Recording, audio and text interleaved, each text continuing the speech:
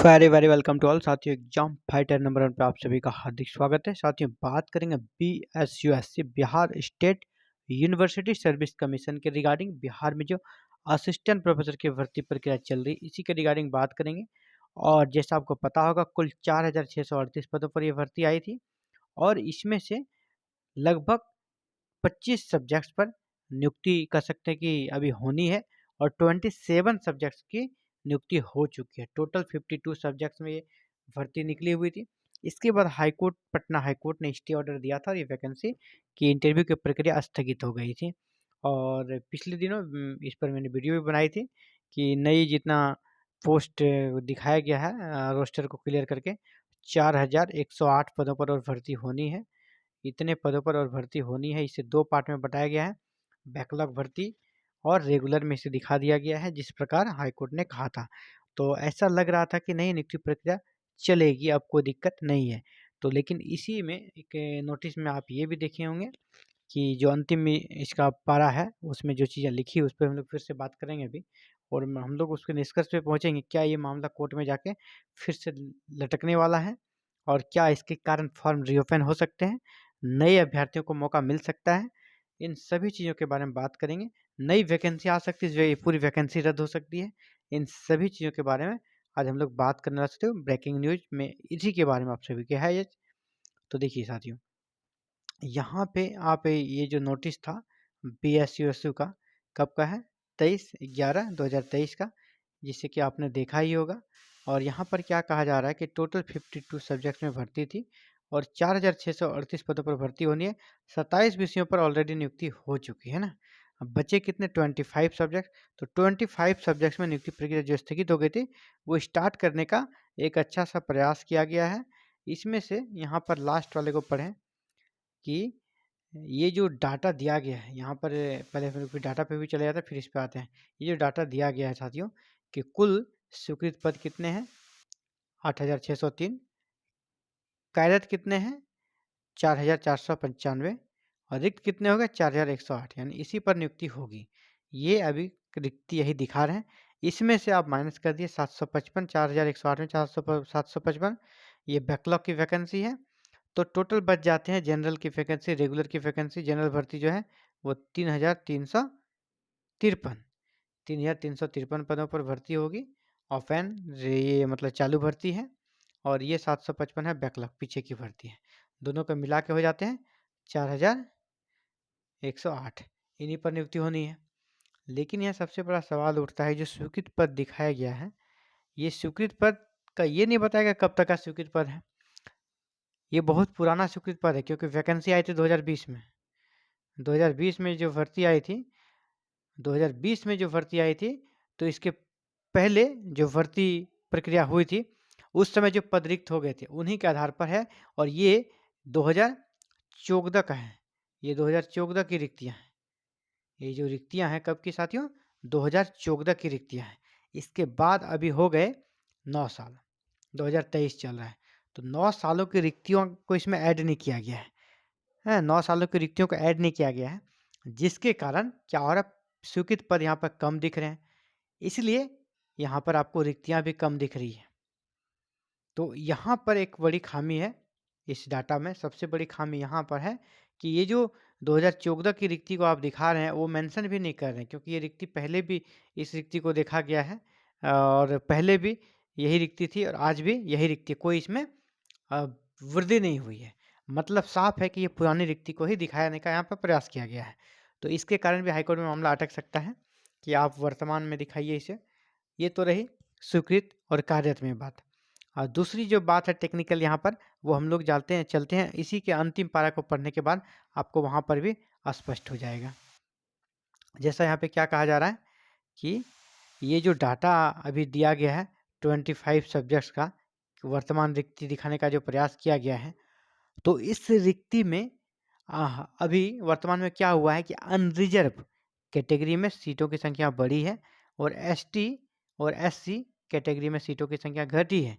यानी SC ST की सीटों की संख्या घटी और अनरिजर्व की संख्या बढ़ गई, क्योंकि उसे कम आरक्षण में दिया जा रहा था। लेकिन यहाँ पर अब उसकी संख्या बढ़ गई, एसटी एससी की घट गई है।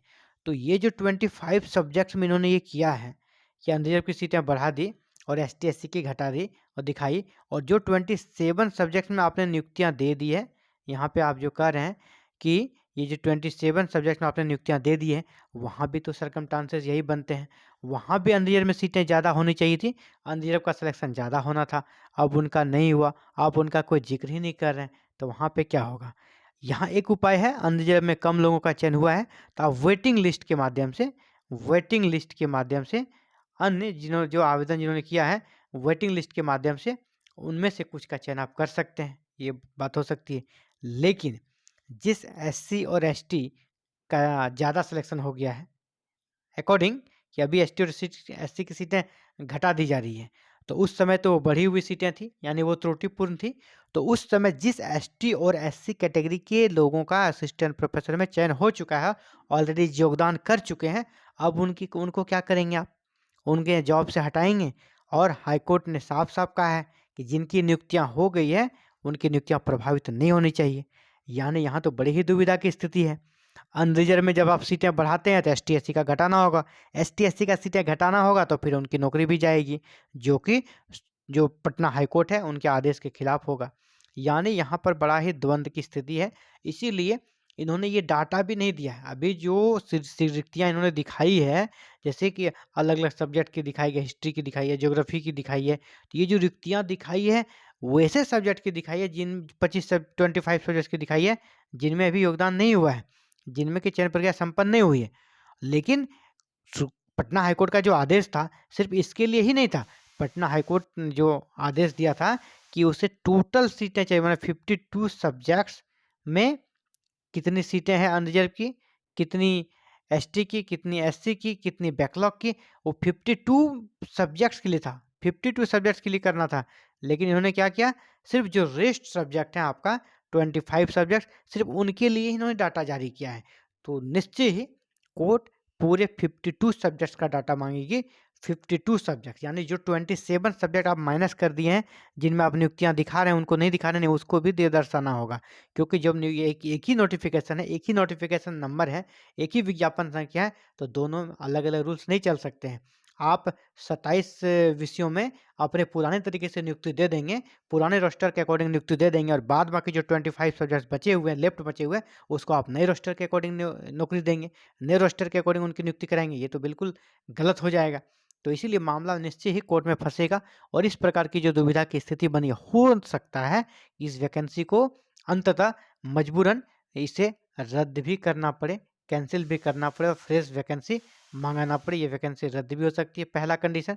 दूसरा कि वेटिंग लिस्ट करके अगर अनरिजर्व लोगों को जिस सब्जेक्ट में योगदान हो गया है 27 विषयों में उनमें अगर कराया जाएगा, तो फिर एसटी और एससी या कैटेगरी में जिसकी सीटें त्रुटिपूर्ण थे उनको नियुक्ति दे दी गई है, उनके साथ क्या होगा। तो ये सारे सवालात हैं जिनका कि जवाब आप पटना हाईकोर्ट में, जैसा कि यहाँ पर भी कहा गया है ना, यहाँ पर खुद BSSU ने कहा, if there is any vacancy left in 27 subjects whose recommendation have been sent to Education Department Government of Bihar, action shall be taken separately। इन्होंने कहा उसके लिए अलग से सेपरेट एक्शन लिया जाएगा, और कैसे, पटना हाईकोर्ट के निर्णय को अकॉर्डिंग। तो देखिए पटना हाईकोर्ट में जो मामला, ये जो जवाब तैयार किया गया है BSSU की तरफ से, एजुकेशन डिपार्टमेंट की तरफ से, वो जाने दें, और पटना हाईकोर्ट की हियरिंग होते ही क्या उधर से निर्णय आता है तो उसकी सूचना आपको इस चैनल के माध्यम से मिल ही जाएगी, और सबसे पहले सबसे सटीक इन्फॉर्मेशन मिलेगी क्या हुआ कोर्ट में, इसके बाद कोर्ट का क्या आदेश है। लेकिन यहाँ पर जो मैंने बताया सरकमस्टांसेस, बिल्कुल यहाँ पर थोड़ा बोल्डली नहीं है, BSSU पूरी तरह बोल्ड तरीके से अपने कह सकते हैं कि स्ट्रांगली अपने जवाब को नहीं दे पाई है, इस मामले में आप फंस जाएगा, क्योंकि आपको 27 सब्जेक्ट्स में जो आप नियुक्ति दी है इनका भी आपको डिटेल्स देना था। जब आप यहाँ कह ही रहे हैं कि उनके लिए अलग से हम लोग करेंगे, तो आप डाटा दे दीजिए ना, डाटा दे देते उनका साथ में, तो फिर मामला जल्दी सुलझ जाता, एक ही दिन में सुलझ जाता। फिर से ये निश्चय है कि इस 27 सब्जेक्ट का भी डाटा मांगा जाएगा, इसका भी रोस्टर के अकॉर्डिंग पूरा कितना स्वीकृत पद है, कितना कार्यरत पद है, कितने पे बहाली होनी है, कितने बैकलॉग है, ये भी इनको करना ही है।